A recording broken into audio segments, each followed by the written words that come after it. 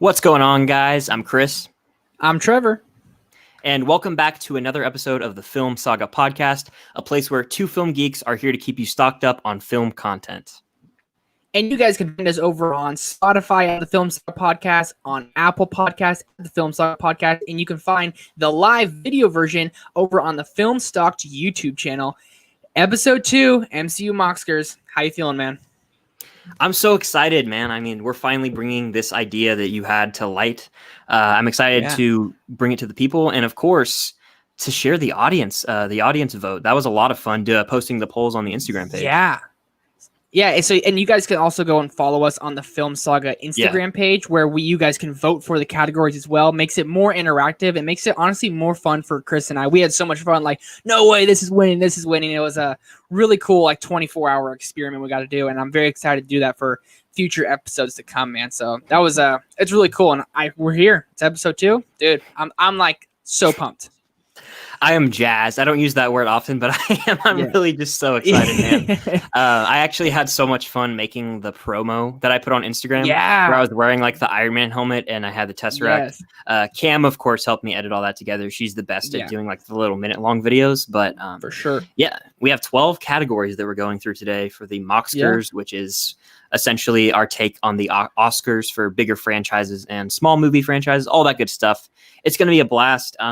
We can go ahead and get right into this thing if you want, man, because I don't really think I can wait much longer. I'm excited. Yeah, I can't either. And I can just go ahead and give the categories we're going to go in first. Yeah, so make sure people stick around to the very end. So first up, we're going to have Best Origin, then Best Duo, then Best Romance, Best Quote, Best Soundtrack, Best Infinity Stone, Best Phase, Best Villain, Best Hero, Best Director, Best Film, and Best Post-Credit Scene. Had to have the best post-credit scene at the very end, just because that's how the movies roll, and we gotta honor the MCU movies, man. So I'm ready when you are. We can start with audiences, and let's get going.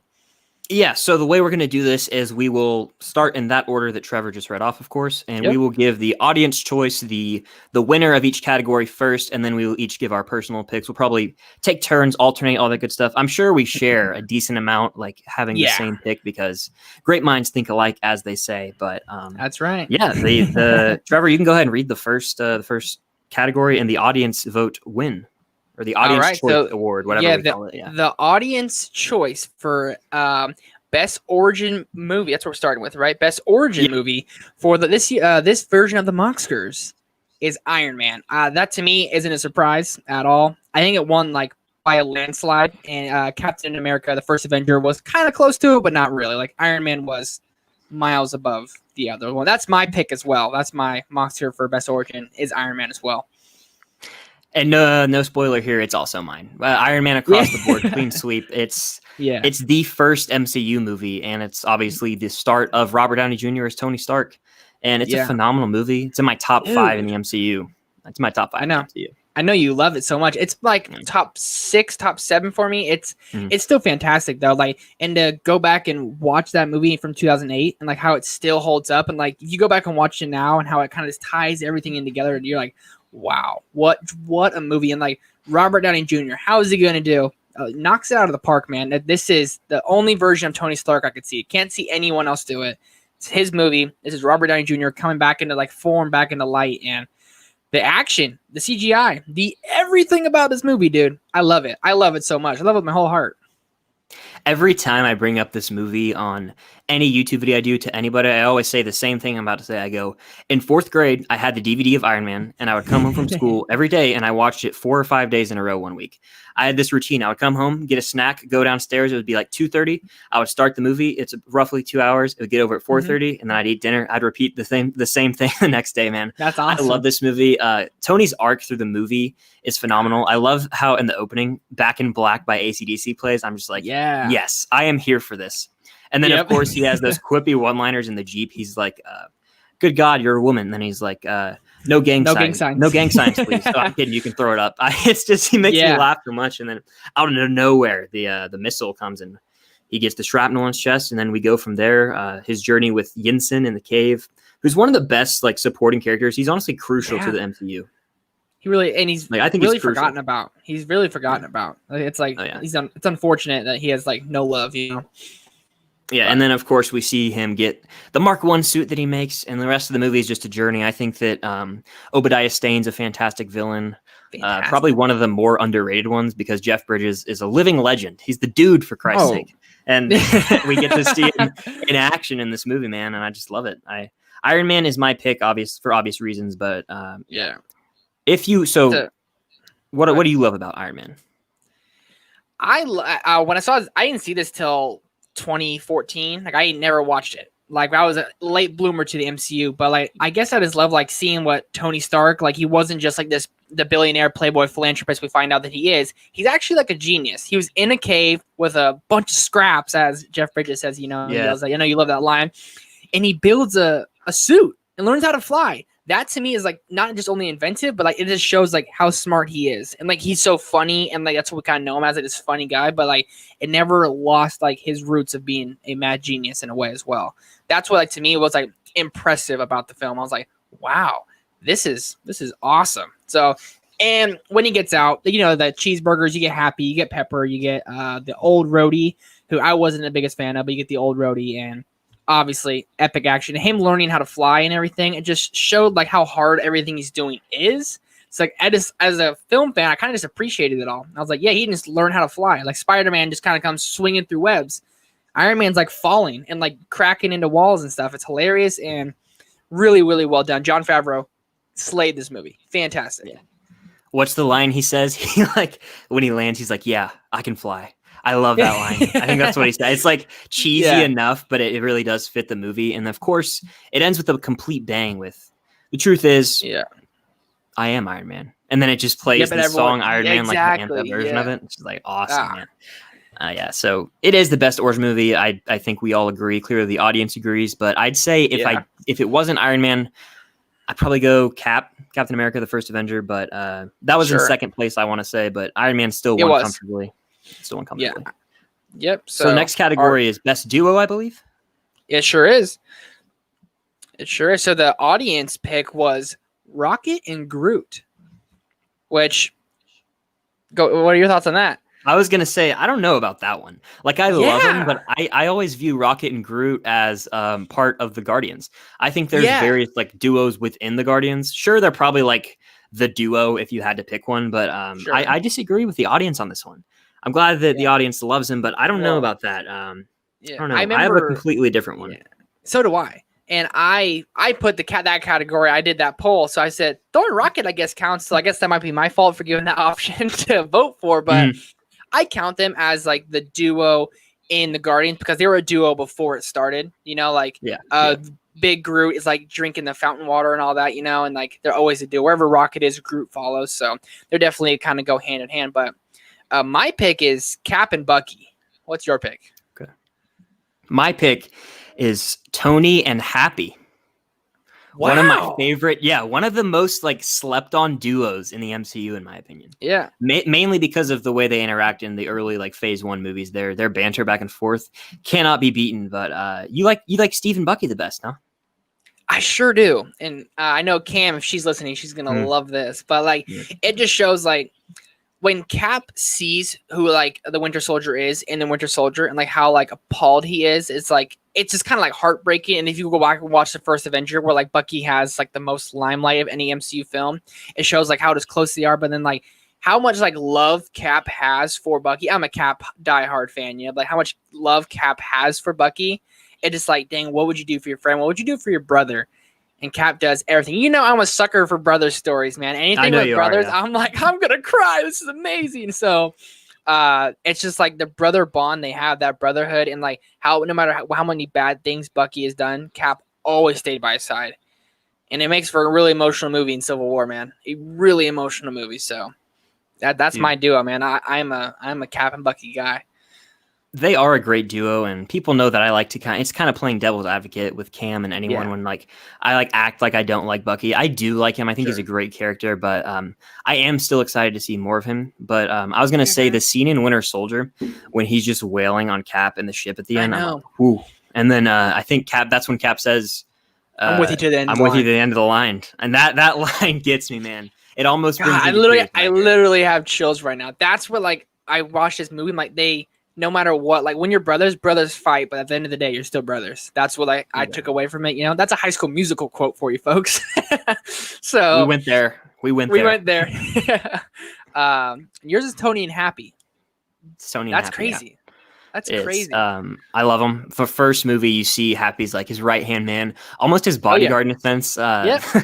It's an incredibly like kind of sexist moment in the movie, but it's early on when he's walking out of the thing, the conference thing. You know what I'm talking about? And then he gets in the car, and then the Christina Brown, I think her name is, walks up, and like Tony's looking at the car, and then he's like, Mr. Stark or whatever, and then Tony goes, "Is she cute?" And he goes, "Yeah, she is." And then he's like, "How may I help?" Like he turns around then. They just have this banter back and forth that works for me.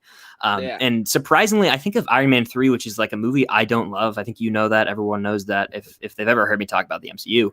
But when Happy's in the hospital, and then I think Tony's like, he loves Downton Abbey. Like that always made me laugh. It's like they have this relationship with each other. Happy like best friends. Obviously he gets into cheeseburger in early on, and then what really just solidified this as my favorite duo was in Endgame. Towards the end of the movie, it's after the "I Love You 3000" callback when they watch Tony's message. Morgan Stark is sitting on a bench outside the cabin, and Happy's right there, and then they're having this very heartfelt conversation. He's like, she says she wants a cheeseburger, and he's like, and then he's like, your dad loved cheeseburgers too. I think that's what he says. And and she's like, your dad loved cheeseburgers. And she's like, okay. He's like, I'm gonna get you all the cheeseburgers you want. It's whoa! Oh my gosh! That surprisingly, that is actually the moment that gets me the most in Endgame. That moment right there, that line, because their relationship is so powerful, and is like Happy is going to fill in this father role for Tony, and he's going to take care of Morgan essentially. It's so powerful, man. Like that bond that can't be broken. They're with each other through thin and thick, and of course, in Far From Home, Happy fills the mantle as he kind of takes on almost a father figure for Peter. There's that scene in the jet, I want to say, where he's talking to Peter, and he's like, Tony wouldn't have like. It's very messy the way it's worded, but he's like, Tony wouldn't have like given this to you if he didn't. I honestly don't remember the quote because it's kind of a messy quote. It's like about the glasses, right? And yes, he's like he wouldn't give given it to you. Like, he didn't think you were ready, something like that. Yeah. Exactly, something along those lines. But it's got to be. It's got to be that. It's got to be that. Just that's such awesome. An awesome duo that doesn't get enough credit, in my opinion. People forget about them. Yeah, our two duos are the two duos that aren't really a thing anymore. I mean, Cap's gone, Tony's gone, so Rocket and Groot, they're standing strong as for now. Because James Gunn always says that Guardians 3, a Guardian's gonna die. It's gonna be Rocket or Groot. I don't think it's gonna be Groot. I think it's gonna be more Rocket. I really do. I'm thinking Rocket. It's gonna be gut wrenching, absolutely gut wrenching. Oh my god, it's gonna be gut wrenching. It's gonna be like he dies for Quill or something because like Quill and him always have like that banter on who's the cat. I don't know, it's gonna be emotional, and like I don't know if I'm ready for it. I don't know. Yeah, I agree. But the next category is Best Romance, which was an extremely close race when it comes down to the audience vote. If you want to reveal who won, I think it was like by one vote, I want to say. Yeah, and my pick lost by that one vote. They were winning at first, and I was like, oh, nice. Mm-hmm. But the audience vote for Best Romance, Steve and Peggy. Can't say I'm surprised. I thought that was going to win by a landslide. I was, quite frankly, very surprised how close it was. What are your thoughts on this? I disagree, in the words of Howard Ratner from Uncut Gems. But, you know, like, I'm not mad about it. I think Steve and Peggy are a fantastic couple, and their story transcends, like, time. They, like, literally, like, they're a thing in the first Avenger, and then he goes under the ice, and then you think we're not going to see him anymore. You see her briefly at the funeral in Civil War, and briefly, I want to say, in Winter Soldier. I could be wrong. Briefly in Winter Soldier. Maybe he's at her in the hospital bed. Maybe that's that is the Winter Soldier. Yeah. You're right. You're right.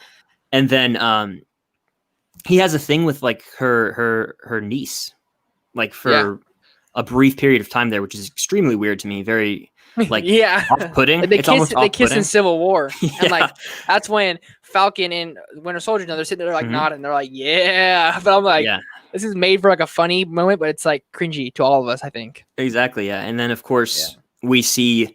The very end of Endgame, the ultimate payoff, we see him get to live his life with Peggy, and they finally get that last dance, a beautiful ending shot. And I think that's why this won. I think that not recency bias, but I think the fact that it is fulfilled in Endgame, his relationship with her, that's why I think it won the audience vote. It's still a phenomenal romance, but it's not my pick. It's not my pick. No, my pick is Tony and Pepper. My pick as well is Tony and Pepper, so we can talk about it together. Look at that. Yeah. It really hit me. I keep going back to it, but like it really hit me in Endgame, where like she like sits there and like she like gets Peter out of the way, but like she's like, Tony, like we're gonna be okay.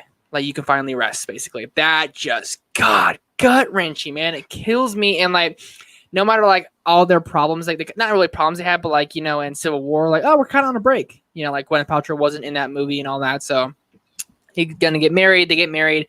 They have a kid named after her eccentric uncle, Morgan. And Endgames were really solidified it for me. And like, if you go into earlier movies like the first Avengers, that's when we kind of see that they're like really, really together. Like, they are in love. So it's sweet, man. I love it. I love love. Yeah, I do too. I do too. I adore it, especially since this is the first romance in the MCU. If you're speaking like release date wise, we see them in Iron Man, the first Iron Man, towards the end of that movie, when Tony's up on the roof and he's like, just do it or whatever. Like, and she's going to have to like kill him to save like everybody. She literally that like is sets the thing one to of the destruct. cheesiest moments for me. It is. You're just like, oh it's no. not the best, but hey, it shows their romance. It's still heartfelt. It's sweet. You're like, oh. Yeah.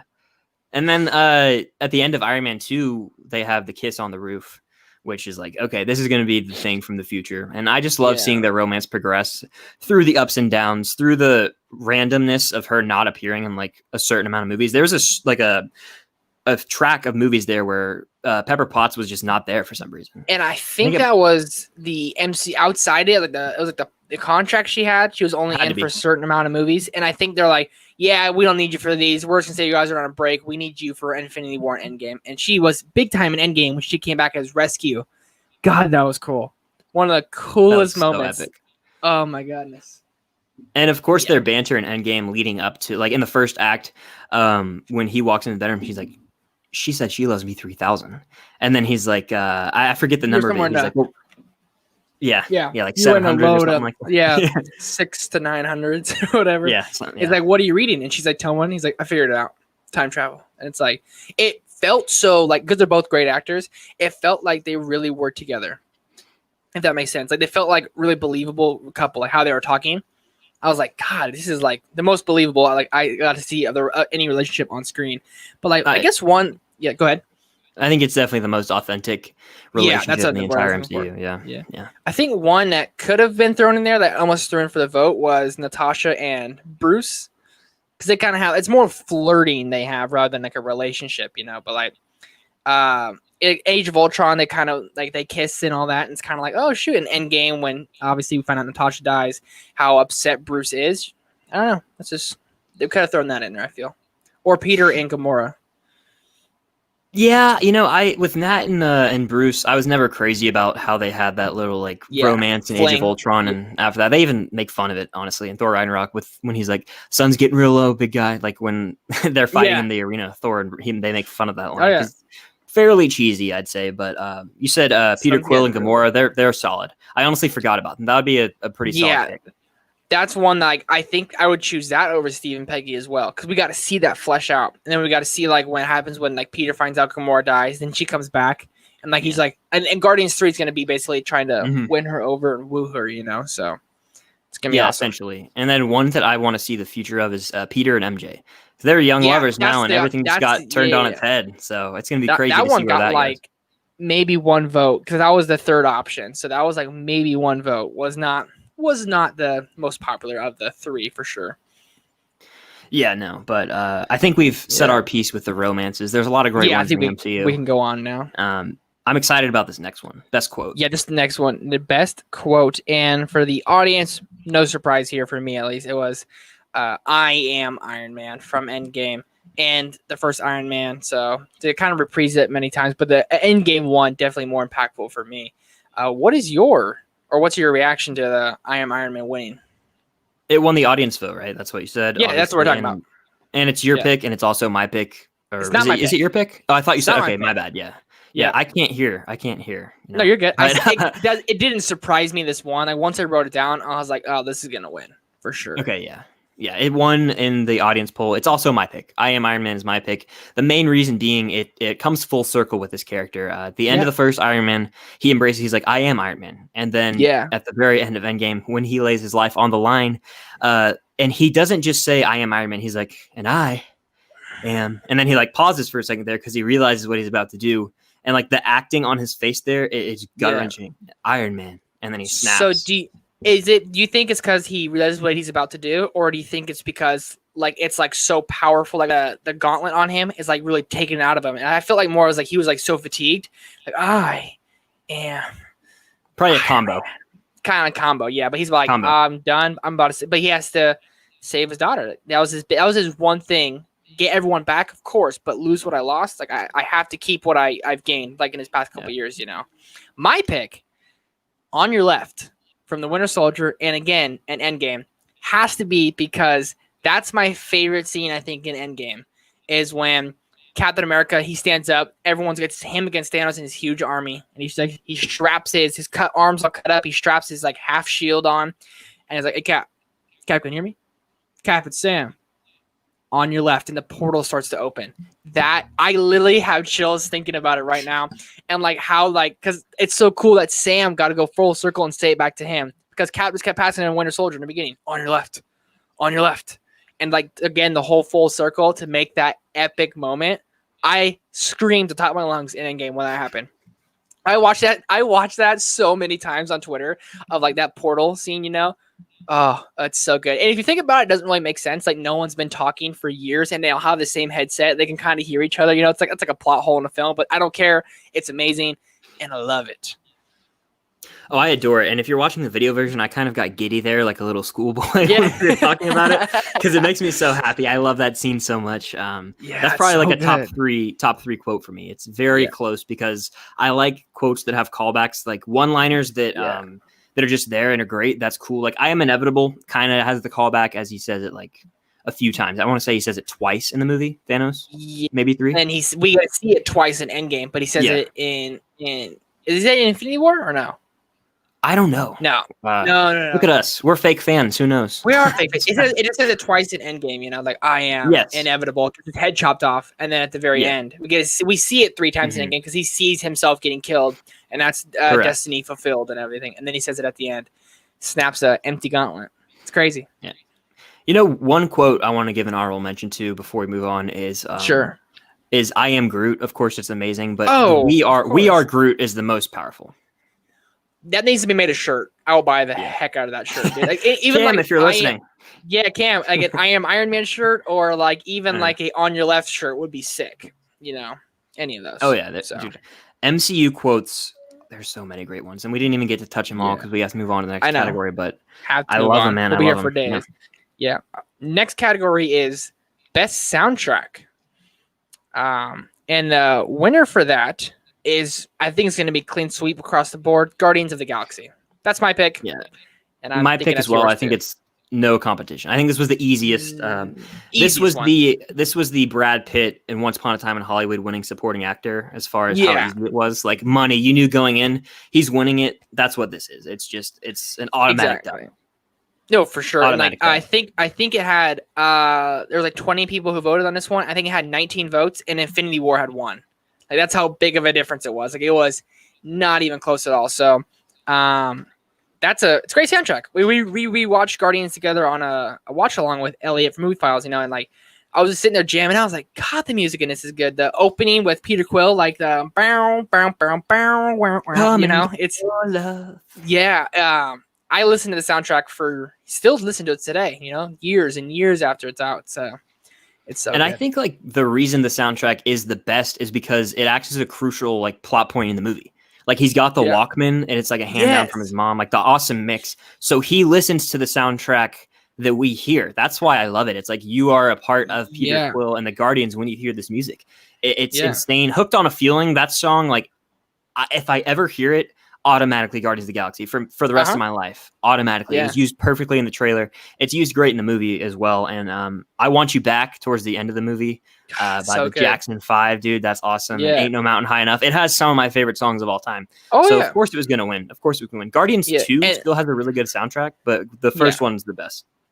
And they even have like in Infinity War, like the Guardians. Whenever the Guardians are there, they just bring the good music with them. You know, like when they're on the Milano, I believe it's called, Peter Quill's ship, and they're just all singing a song. And then was it Rubber Band Man, yeah. There it is, yeah. And then he says, "Sing it, Drax," and Drax is sleeping. You know, like it's just the Guardians group that brings the music, and that's just like that's part of Peter Quill, which makes him such a lovable character. Fantastic soundtrack. It is honestly like the soundtrack transcends the movie, dude. I swear, like people hear the Guardians soundtrack without even seeing the movie. It's just that dang good, and I think that I knew this one was going to be a clean sweep across the board. It's the definitive MCU soundtrack in my opinion. But the next category is a really unique one. I think it's Best Infinity Stone. So there were 6 options. And what did the audience pick, Trevor? Audience picked it, and I picked it. The Moxker goes to Time Stone. Has to. Yeah, I hate to disappoint everyone, but I also went with the Time Stone. I was trying to build it up to be like something that it wasn't, but yeah, it's a Time Stone. And I literally thought you were lagging. I was like, "Are you there?" Oh, really? I saw your face. Yeah, it got red. I was like, I probably shouldn't have waited as long as I did, but no. The Time Stone. It's the most powerful because you literally can go back in time. Like he uses the Time Stone. Thanos uses the Time Stone to go back and get the Mind Stone out of Vision's head. From Vision. Like, yeah. No, it's insane. And like I think I talked about this before we started recording. In Infinity War, like Tony's like, "You might want to put that stone in your back pocket." And then Doctor Strange's like, "You might want to use it." If they use that in New York, we wouldn't have got a cool New York battle in the beginning of the movie, but like it would have been so much more beneficial and they wouldn't have got lost a stone. But yeah, like Thanos, he's Scarlet Witch does the unthinkable, kills the love of her life, and then Thanos is like, "Oh, my child," just turns it back, and then everything comes back, and I was like, "Wow, that is it's powerful, man. It's crazy." And this isn't really a valid reason to pick the stone, but like I like the color green, and I think that it looks awesome in the Eye of Agamotto. I like when he goes and like opens it. It's such a dope like scene whenever he uses it, and I like how he goes and like the green pops up around his hand sometimes. Like it's just so sick. And like when he's like trying to use it, like he's about to use it, and like then the Maw, what's his name? Ebony Maw. He just like captures Doctor Strange and then just wraps a snake around his neck and all that. But still, it's a great stone. And like if I could have one, it would be the Time Stone. 100%, yeah. And of course, it also plays a crucial role in Doctor Strange in the end of the movie. Yeah. Dormammu have come to bargain. He sets the loop. They just keep going over and over. Like the entire MCU timeline is different without the Time Stone, because if you think of Doctor Strange, like everything that happens leading up to Infinity War and Endgame was for a purpose, and like he used the Time Stone to play with time in that. And just it's the best stone. But I have to give some love to the other stones. They're all really cool. But if I had to go with another one, I'd probably go Reality.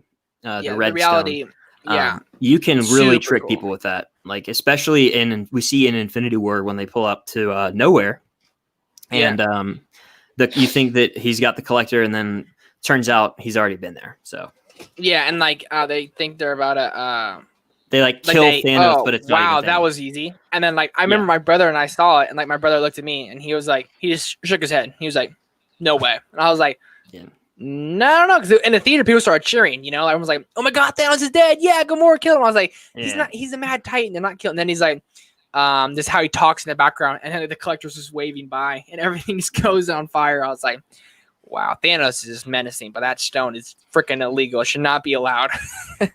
Yeah, I agree. I like how they all look in the gauntlet, by the way. That's like a super random side note, but when he's just destroying them in the end of Infinity War, you're like, there's no way they're ever going to beat this guy. He's just like walking and like everyone's coming at him in slow motion. He's just throwing everyone to the side. With the Power Stone, and he's like, and you're gone. And you're gone, Infinity Stones, though. Time all the way. Time all the way. That was a landslide. Next up is Best Phase. Again, another landslide. I don't think anyone voted for the other phases. Phase 3. That's where the Moxker goes to. Phase 3. Yep. Audience vote Phase 3. My vote Phase 3. And my vote Phase 3. It has too many good movies. It's unfair. And it's also the biggest phase by like double. It's literally like double the size of the other two phases. So we could sit here and gush about Phase 3 all day, but I think we should like do a little Phase 1, Phase 2 debate. That would be a little more fun. That'd be like pro con it instead of just gushing about Phase 3, which is honestly phenomenal, minus like Captain Marvel, which I think is a weak link. And then I really think that's the only weak link. Lower. Yeah. Ant-Man and the Wasp a little lower. Yeah, a little lower. But you've got freaking Civil War. You've got Endgame and Infinity War. You've got both the Spider-Man movies, Ragnarok. It's really great. Else? Guardians 2. The list goes on. I'm crazy about Guardians 2, but yeah, it's a huge. I love Guardians 2. Yeah, enormous. And some of the best plays. But phase 2, phase 2 or phase 1 for you? All right, so at this moment, I'll say phase 1 for me, just because Iron Man, like I have to have Iron Man, and it's in my top 3. That's the first movie that you get. That you get the Avengers. I'll never forget seeing that movie in theaters. I think 3 times. It was the first one I saw that many times in theaters. Just an epic movie. And then you also get Captain America: The First Avenger, which looking back after Endgame is a phenomenal movie. Like it went up drastically for me. So I'd go phase 1 right now, but I am fully aware, people that listening and watching, that phase 2 has some of the best MCU movies.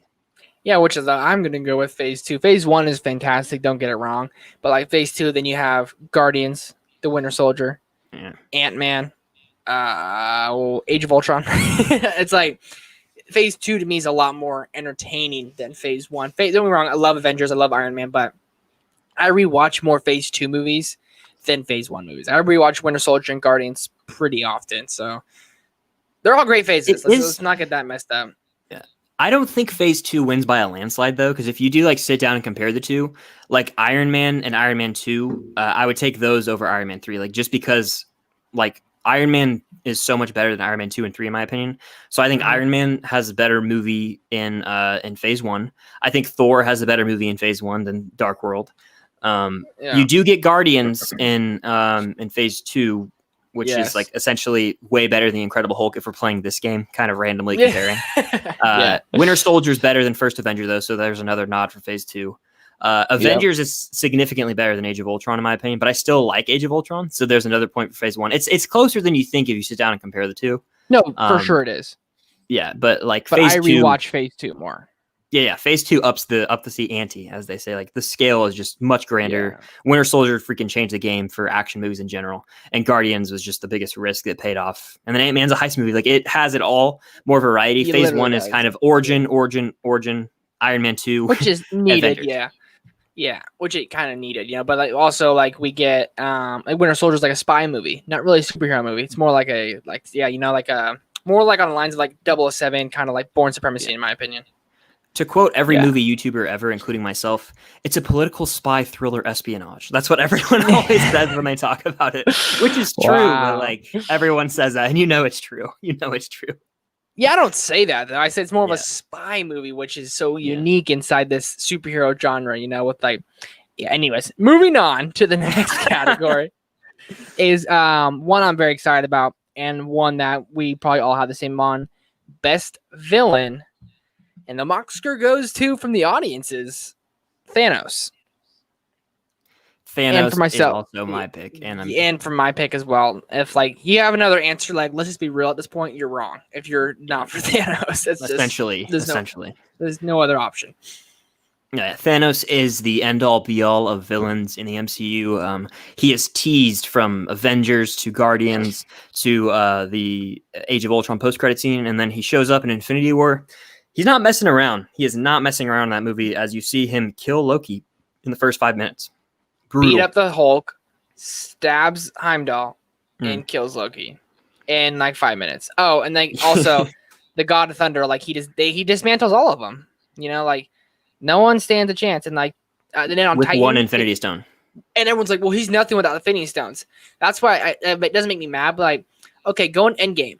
He doesn't have a single Infinity Stone. He just has a meat cleaver, and he whoops Iron Man, Tony, and Thor at the same time. Together, they couldn't beat him. That's how raw he is.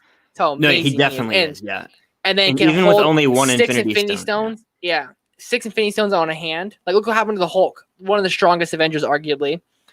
Like Iron Man did better than a Hulk did. The Hulk was about to almost died, and then Iron Man just put it on, But like Thanos can walk around with 6 Infinity Stones on, take out half the universe, then destroy the stones with the stones. He's a mad titan, but dude, he's an easy villain to root for. He really is. He is, and as evil as his plan is of wiping out like half the human population, they humanize him in a way that no other MCU villain has been. Like, who would have thought they could make me feel like sympathy for this guy? Like those flashbacks you get where it's like peaceful music in the background playing, and he's like, "This is what it was like before we were like overrun or whatever." And he wants to wipe out half the population, but the way he goes about like his reasonings, they make it like not seem as despicable as it actually is. Yeah, like that's what I'm saying. Like he's like, I thought by wiping out half the population, the other half would thrive. He's just trying to make a life better for other people. And yes, it's genocide is nothing you should root for, but like in a way, you can kind of see where he's coming from. Like he's a history maker. He's a globetrotter. It's very, very. You can see where he's coming from. He's my favorite villain of all time. It's insane that he had 2 movies. Like Darth Vader's been talked about for years, but like Thanos had 2 movies, basically 1 movie. He's barely in Endgame. And I'm like, yeah, I freaking love this dude. I do, and I think that like the shot I'll always remember him for is the end of Infinity War. The villain wins. Thanos wins in that movie. He enacts his plan, and he sits down in his garden and finally rests. And he rests, and it's the score there is brilliant. I think that the end of Infinity War is probably the best ending to a movie in the MCU. I think. I just Endgame, the dance is right there, but it's those two. All right, they're about one long movie, but Infinity War is so great and Endgame is great. I don't know. Thanos is just so freaking good, dude. Yeah, and I love how Infinity War didn't have post-credit scene. It just ended with Thanos sitting his bat down, and I was like, wow, so good. I saw it 4 times in theaters, and like I couldn't get over myself. Saw it 3 times opening weekend. I was like, I gotta see this again. It's great. I miss the movies, man. I really do. I miss the movies too, dude. But you know who else misses the movies? The best hero. The best hero misses the movies. He misses being on the big screen, man. Sure does. Who did the audience pick? I'm curious for the people to hear. Audience for best hero. It's got to find it really fast. There it is. Best hero. Drum roll, please. The Oscar goes to for the audiences. Iron Man. I think, Chris, is that your pick as well? Iron Man all day, man. You already know, but I want to hear who you picked. I had Iron Man, and then right before this, I changed it. I'm Captain America. Oh, okay. And don't get me wrong, the debate, I'm like, tomorrow, I'll be like, I should have picked Iron Man. I am just back and forth nonstop. But we'll talk about Iron Man first, because you guys have the majority vote here. So, Iron Man is great. Don't get me wrong, I love Iron Man so much. Yeah, we've talked about him a lot already in this episode, but like I said, he has the first movie. He's the Kickstarter of the MCU. Robert Downey Jr. is Tony Stark. I think that it's just like Captain Jack Sparrow and Johnny Depp. They're the same to me. That's how I feel about this actor and character combo. And of course, his arc from being the selfish, cocky guy, genius, billionaire, playboy, philanthropist, all the way to making the sacrifice play, which Cap says you're not the guy to make the sacrifice. Lay it all on the line. Make a sacrifice. Lay it all on the line. Yeah, and I think I would just cut the line. And he ends up doing it, and he's remembered forever now. In Far From Home, there's murals of him everywhere. He is essentially like he's almost a godlike figure now in the MCU because he saved humanity. And I think he's so lovable. His quippy, sarcastic nature throughout all the movies. I've always been drawn to that. And then he's just the hero for me. Like he's the face of the MCU. But your pick, Captain America, not far behind. Not far behind. No. And I think, as I said, I love these guys both pretty much equally. But Captain America really won me over. Like how he stood by Bucky, like I talked about earlier, that's really cool. And that's really like emotional. But like in Endgame, when Mjolnir started lifting, I had no idea who was going to catch it. I had no clue. Like I literally thought like, oh wow, I thought Thor was like summoning Mjolnir and he was going to grab him. And then all of a sudden Thanos just gets whacked and then it goes into Captain America's hand. And that score that plays right there, like boom, like how it's like a high pitch like music. You're like, I get chills right now thinking about it. That was the craziest moment in any movie ever. I've never ever felt like that ever. Like not in Lord of the Rings, not in any other MCU movie, not in any Star Wars movie. When he did that, I'm literally have chills all over me right now. It was the coolest thing ever. And then how at the very end, he passes the torch on to Sam. God, so beautiful, man. It's just so beautiful. And it breaks my heart that he's gone, but Captain America's my pick. He really is. the writing crew, Kevin Feige, the Russo brothers, brilliant in a sense that Iron Man and Cap essentially have the opposite arcs. It's brilliant. Yeah. Iron Man, like I said, is selfish, and then he lays his life down on the line, make a sacrifice play, and then Steve, throughout the entire MCU, is always putting everyone else above himself, and then in the end, he goes and has the life that Tony always told him he should have, and it's beautiful. It is beautiful, man. I love both these characters so much. They're kind of the antithesis to each other. Seeing them go at it throughout the entire MCU is great, especially in Civil War, and everything just comes full circle. I can't argue with your Captain America pick. I really can't. I know. And then I think that in third place was Thor. Same here. I still love Thor, but like that for the audience's votes too. Like there was Thor. Thor's great, and I love what they did with him in Endgame. Made him Fat Thor, like a depressed guy, like his anxietied out, stressed out dude. Like I thought that was really really cool. So had to show Thor some love right there, really fast. So I want to talk about Thor real quick. Like I want to get a satisfying ending to his character. I don't want them to milk Thor to the end because I definitely think there's more to be done with Thor, but also like. Eventually, they're going to have to put him to rest. I don't know if he's going to die eventually. Maybe he'll end up like putting his life on the line at the next Avengers movie. Who knows? But I think that in order for him to have like a fulfilling arc for the audience, I think he will have to die eventually. I think Thor's in here for all of Phase 4. Okay. Like in several movies. And I think Tony, Iron Man, and first of all, I don't think the MCU could really afford to pay him as much as he kept getting. He was getting so much money. So I think he said, hey, go do something else. And I think Chris Evans wanted to try something else. Like I love Chris Evans and Knives Out and Defending Jacob. I'm excited to see what he does next. So I think he kind of wanted to get away from Captain America and try to become his own thing. And I think Tony Stark, Robert Downey Jr. did as well. Same person. But yeah, exactly. But like Chris Hemsworth, I don't know how much out there is for him. Other than Thor. Like, he did Extraction, which I enjoyed. He's an action guy, and I think he's embraced that. And I think he's going to be in the MCU for as long as possible. And like, you can do Asgard. There's so much possibilities with him, and like how they ended Endgame, kept the big three. They kept him. That to me was like, yeah, he's going to be in here for a while. With the Guardians, with himself, New Kingdom of Asgard, Thor 4. It's going to be Avengers 5. He's going to be in for quite a while. He is, and that kind of ponders and brings up another question. I'm curious: is like, what is the future for Hulk? Is he just going to be Professor Hulk forever, just kind of lay low, or is he going to ever return to form and really kind of kick some ass? The Hulk I like is from first Avengers and Avengers: Age of Ultron. How like he turns into this rage beast. That's the Hulk I love. And Ragnarok, when he could talk, I didn't really like. And in Endgame, I wasn't the biggest fan of how he was Professor Hulk. I wish in Infinity War he came out of the suit when he's getting the Hulkbuster suit's getting torn apart. I wish Hulk just busted out of there and fought that big dude, That would have been sick. Quite frankly, not to be like rude, I don't really care what they do with Hulk. If he's in it, cool. Yeah. If he's not, cool, I don't know. Like, it feels like some of those original Avengers are never going to get the justice they deserve. Like, Hawkeye's future, I know he's getting a TV show maybe, but I think he's probably going to end up passing the mantle to Haley Steinfeld, I want to say, is going to be in that show, I think. But his I don't know. daughter? And I know Black Widow's getting her solo movie. I really hope that acts as a really proper send-off for her. But even though it's like before Endgame and Infinity War, I want there to be like some moment where we're like, okay, I'm very at peace with this character dying.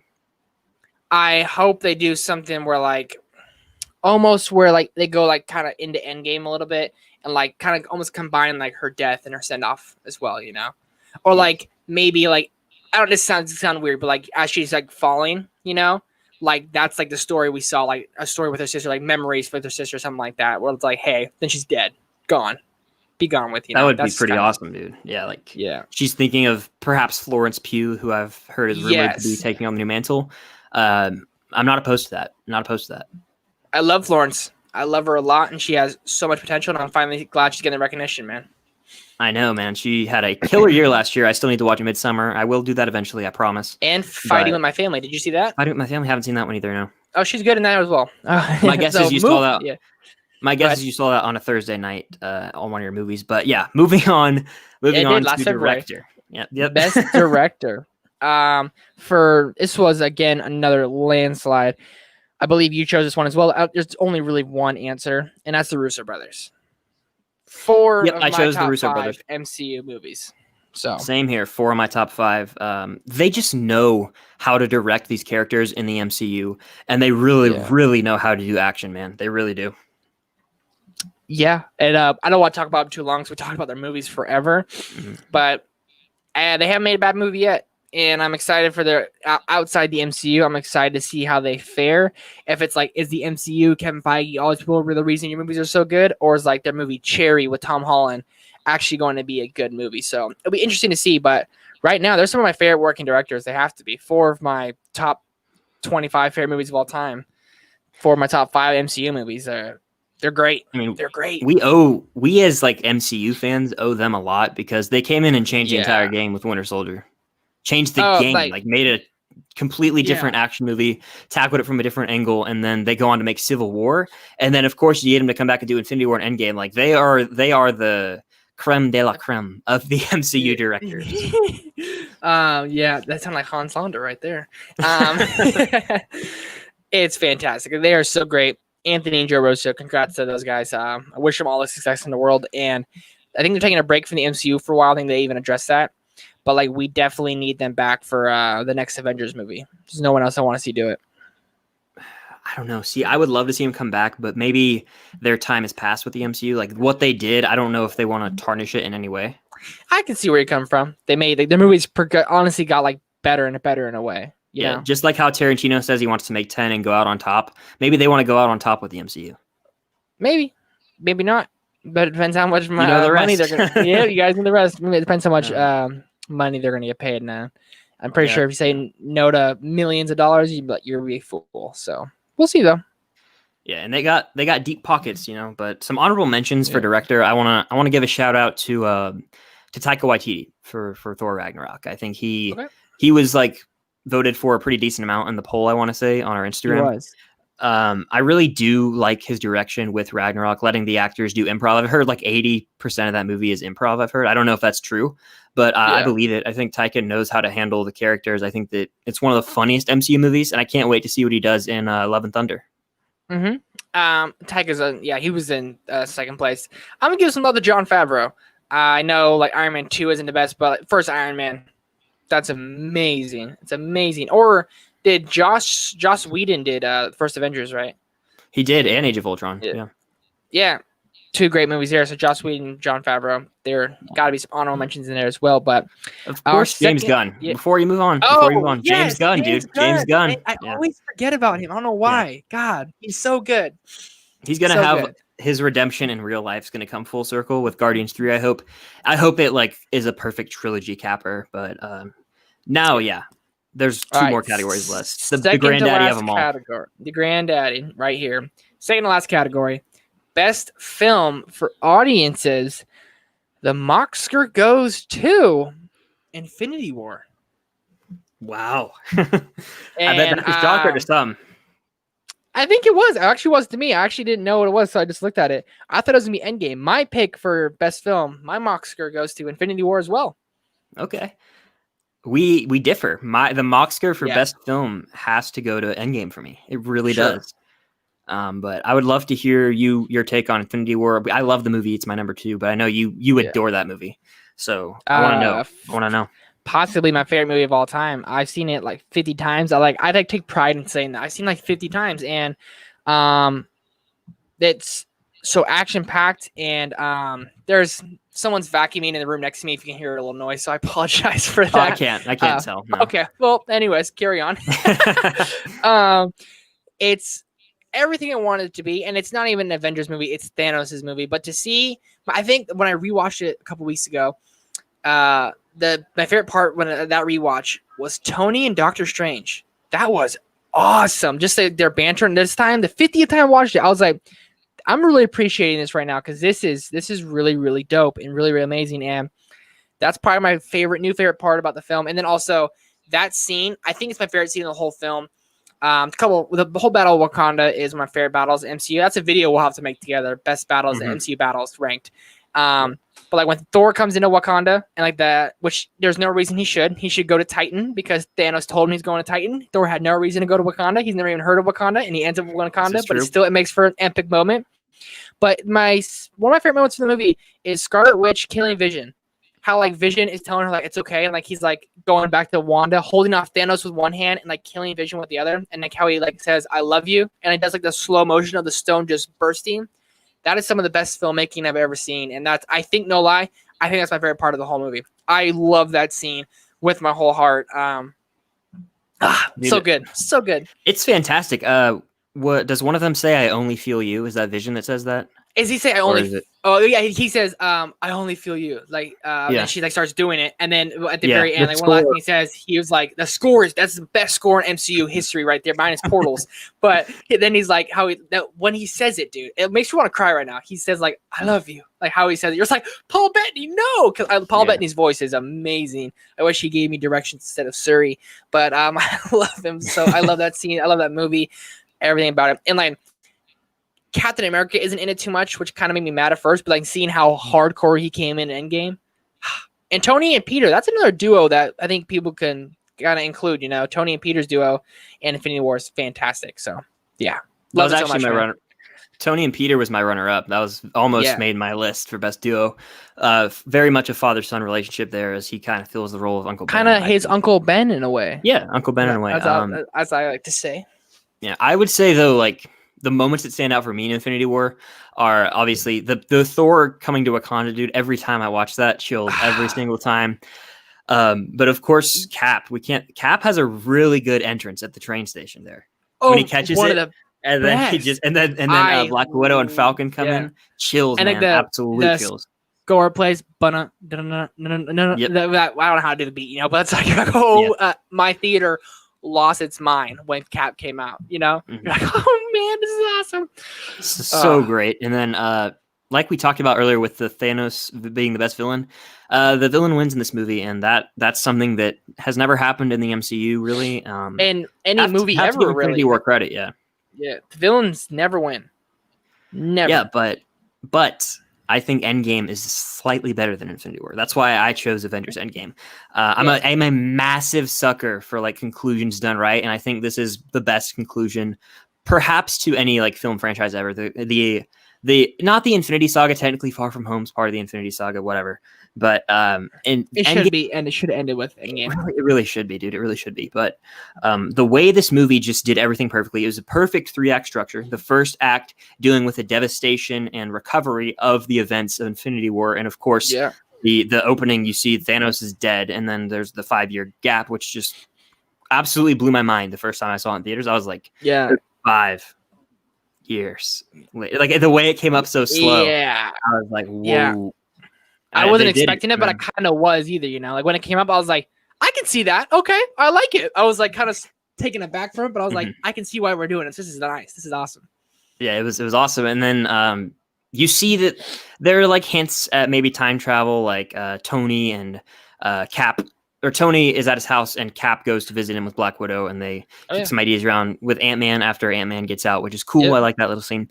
And then the second act is fan service to the max, in my opinion, with the time heist. I love how they go back to like prior MCU events, like the Battle of New York. They go to the opening of Guardians of the Galaxy. They go to Thor: The Dark World. It's great stuff. I like how you see the Ancient One with the Hulk there, because it's cool. Like, oh, she was around during this, and just the way they deal with time in this movie, I've loved.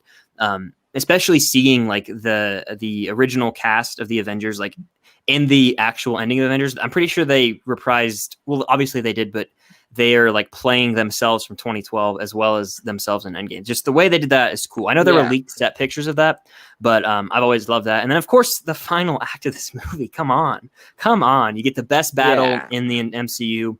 All the payoff is there. With obviously Tony's death, and then you see Steve and Peggy get to have their dance, the portal sequence. It's just a perfect movie, in my opinion, a perfect conclusion for the Infinity Saga. That's what I'm going to say. I don't even like to count Far From Home in the Infinity Saga personally. No. But that should have been the start of Phase 4. Completely agree. Far From Home. But yeah, Endgame, don't be wrong. Endgame is my second favorite MCU movie. I love it so much. It's just at times when I rewatch it, it does feel a little long. I feel like a couple minutes could have been cut out in between the middle, But other than that, I think it's pretty much a flawless movie. Like the Thor Bowski, big fat Thor. I thought was done brilliantly. That's probably my favorite part of the film. But the portals, again, ultimate conclusion, ultimate payoff. But if I'm a rewatchability guy, as you know, and I've rewatched Infinity War more than any movie I think ever, so it has to be my favorite movie of all time then, if that makes sense. So you've seen that movie 50 times, for real, 50 times? I think it's 49. Okay, that's wild. Yeah. That is wild, but that's awesome that you have. I have a tally in a notebook. Yeah, I have like a counter. That's crazy. How many times did you watch it the year it came out? I saw it 4 times in theaters. I saw opening night with my brother. I saw it that Sunday night with my Jess. I saw it Saturday by myself middle of the day. Then I saw it the following week on a Wednesday. And I was like, okay, 4 times in a week. I'm good. And then I bought it. And then when I first bought it, I was sick that weekend. I watched it 4 times in one weekend. Back-to-back on Saturday and back-to-back on Sunday. Restarted it right when it ended. I watched all the way through the post-credit scenes, and then I restarted it again. And then, like, it was, like, basically a once-a-week viewing. It was, like, my weekly viewing of Infinity War. That's amazing. I might start doing that with movies that I love. Like my favorite movie of the year, I might start doing it. Like maybe Once Upon a Time in Hollywood. I don't know. But yep, no kidding. Yeah, Endgame. When it comes down to it, I will admit, Infinity War is the more rewatchable movie. It's got the epic action from start to finish. It's not like you have to wait for this action. Doesn't stop. Yeah, doesn't stop. No. The pacing in that movie is insane. Like you're never bored once. And there are slower moments in Endgame, but I still think they serve the ultimate purpose of the story and are necessary because it is like this epic conclusion. Often kind of hearken to Return to the King in a way with its various endings. I know you love Return to the King, so I had to throw that in there. Appreciate it. But yeah, I think that Endgame and Infinity War accompany each other so well. So I think it's fitting that they're both of our picks. But yep. I imagine the credits are rolling now. The credits are rolling now, and boom, you get to the post-credit scene. The last category, best post-credit scene in the MCU. So the audience voted. I actually don't know what this is. This is going to be. Oh, that's probably. I think it's yours as well. The Oscar for best post-credit scenes from the audience goes to Far From Home: The Peter Reveal. Obviously, that's a very, very good one. Yeah, this is my pick, and I actually rewatched every single post-credit scene. Like I watched a long YouTube video of them before we sat down to record this. And the reason that one stands out the most for me is it essentially is the end of the movie. Like all the other ones are cool. They're like, oh, we're hinting at the future here. For the most part, there's a few that kind of occur directly after the movie. But this one is literally like 10 seconds after the movie ends. If you don't watch the post-credit scene, it's a completely different movie. Not only does Mysterio reveal that Peter Parker is Spider-Man, he also makes it look like Peter is the one responsible for the drone attack. As he kind of changes the wording, execute them all. Like it sounds like Peter's the one that was that executed that. And then of course, a really awesome moment. My crowd went crazy is when J. Jonah Jameson pops up, the dailybugle.net, and you see J.K. Simmons reprising his role, which is just awesome. It got so many roars from the audience. I don't even know what he said the first time because it was so loud in my theater. And I was screaming too. I was like, yes, they did it. But that has to be my favorite one. It's just, it changes the entire movie. And I think that's why it's the best in my opinion. Well, you're not alone. The audience agrees with you. But for me, it's going to be kind of the similar, like it's not the end of the movie till this goes. Like if you don't watch Ant-Man and the Wasp post-credit scene, that's my pick, the Ant-Man and the Wasp. When Ant-Man goes into the quantum realm and everyone else, he's like trying to come out and everyone else is dusted. And then no one in my theater knew what it was. Everyone's like, what is this? What's going on?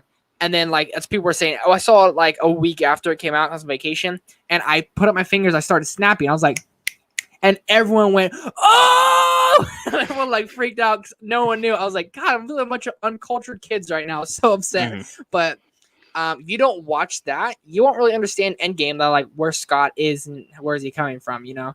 So that's why I like Ant-Man and the Wasp so much. It is 100%. If you don't watch this, you did not finish the movie. I don't like the movie that much, but that post-credit scene stands out. It's the one I think about probably the most. It's awesome. Yeah, that's probably a top 5 post-credit scene. I can't believe your theater was just that like ignorant to the fact that it's blatant. And if you know anything about like Infinity War, like you know what happens. Like how did those people not know? It was like a week later. Well, Jess, my girlfriend, was also, she saw Infinity War 3 times in theaters, and like she watched it and she was like, what is that? Everyone thought they were like, must have thought they were like ants floating. And I was like, how do you guys not know what this is? They got dusted.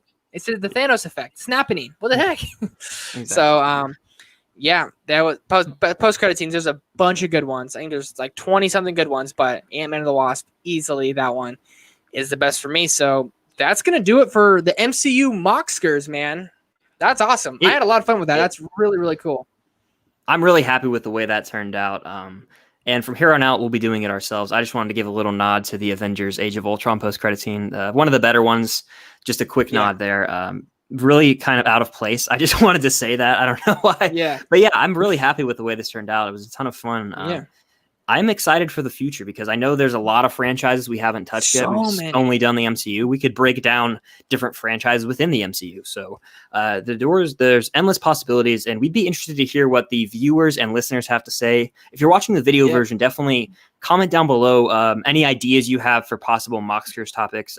We've kicked around a few ideas for next week. I don't know if we're going to announce that now or if we want to. No, we're announcing it over on our Instagram in a couple days.